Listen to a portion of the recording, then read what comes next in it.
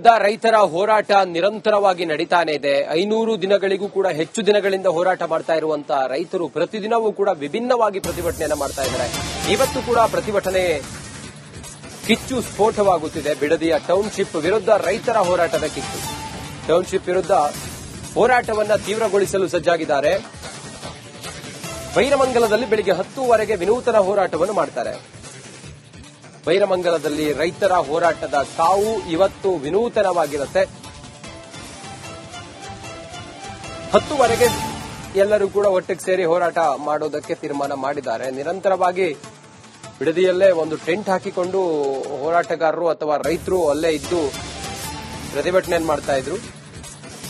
ಆಗಾಗ ವಿನೂತನವಾಗಿ ಸರ್ಕಾರದ ಗಮನ ಸೆಳೆಯೋದಕ್ಕೂ ಕೂಡ ಪ್ರಯತ್ನ ಪಡ್ತಾನೆ ಇದ್ರು. ಇವತ್ತು ಕೂಡ 10:30 ಸುಮಾರಿಗೆ ಹೆಚ್ಚಿನ ಸಂಖ್ಯೆಯಲ್ಲಿ ರೈತರು ಸೇರ್ತಾರೆ, ವಿನೂತನ ಪ್ರತಿಭಟನೆ ಮಾಡ್ತಾರೆ.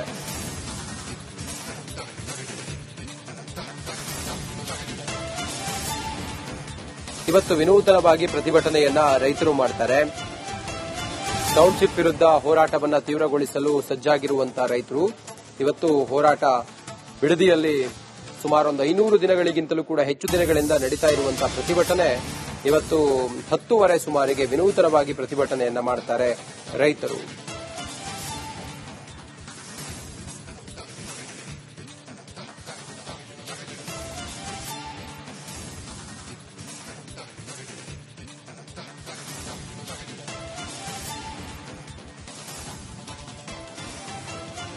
ಮೊನ್ನೆ ಎಲ್ಲ ಪೊರಕೆ ಚಳುವಳಿಯನ್ನ ಮಾಡಿದ್ರು ರೈತರು. ಅದಾದ ನಂತರ ಅಲ್ಲಿ ಸರ್ವೆಗೆ ಬಂದಂತ ಅಧಿಕಾರಿಗಳನ್ನ ಕ್ಲಾಸ್ ತೆಗೆದುಕೊಂಡಿದ್ರು.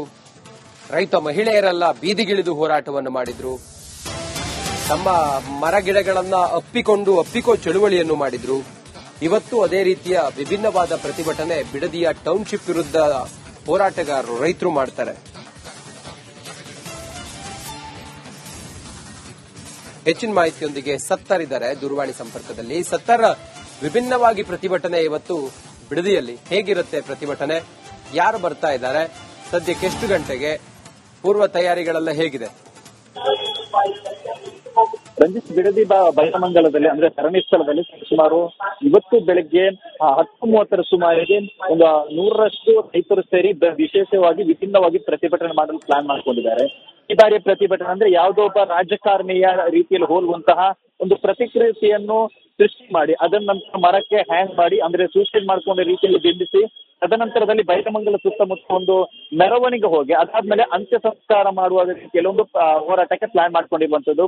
ಈ ಒಂದು ವಿಚಾರ ಇನ್ನೂ ಕೂಡ ಪೊಲೀಸರಿಂದ ಅನುಮತಿ ಪಡೆಯದೆ ಇವರು ಈ ರೀತಿಯಲ್ಲಿ ಹೋರಾಟಕ್ಕೆ ಪ್ಲಾನ್ ಮಾಡ್ಕೊಂಡಿದ್ದಾರೆ. ಯಾಕಂದ್ರೆ ಬೈರಮಂಗಲ ಧರಣಿ ಸ್ಥಳದಲ್ಲಿ ಹೋರಾಟ ಮಾಡಲು ಅನುಮತಿ ಇದೆ, ಆದ್ರೆ ಅದರ ಸುತ್ತಮುತ್ತ ಅಥವಾ ಸಾರ್ವಜನಿಕ ಸ್ಥಳಗಳಲ್ಲಾಗಿರ್ಬೋದು ರಸ್ತೆಗಳಲ್ಲಿ ಓಡಾಡಕ್ಕೆ ಅಥವಾ ಪ್ರತಿಭಟನೆ ಮಾಡಲು ಅವಕಾಶ ಇಲ್ಲ. ಈ ಹಿನ್ನೆಲೆ ಅವರು ಈಗ ತಮ್ಮ ಪ್ರತಿಭಟನಾ ರೂಪುರೇಷೆಯನ್ನು ಯಾವ ರೀತಿಯಲ್ಲಿ ಅದನ್ನು ಚೇಂಜ್ ಮಾಡ್ತಾರೋ ಅಥವಾ ಪೊಲೀಸರಿಗೆ ಅನುಮತಿ ಪಡೆದು ಅದನ್ನು ಯಾವ ರೀತಿಯಲ್ಲಿ ಮತ್ತೆ ಮುಂದೂಡಬೇಕನ್ನೋ ವಿಚಾರಕ್ಕೆ ಸಂಬಂಧಪಟ್ಟ ಹಾಗೆ ಕೂಡ ಇದೀಗ ಮತ್ತೊಂದು ಸುತ್ತಿನಲ್ಲಿ ಮಾತುಕತೆ ಕೂಡ ನಡೆಸಿರುವಂತದ್ದು. ರಂಜಿತ್, ಓಕೆ, ಥ್ಯಾಂಕ್ ಯು ನಿಮ್ಮೆಲ್ಲ ಮಾಹಿತಿಗಾಗಿ.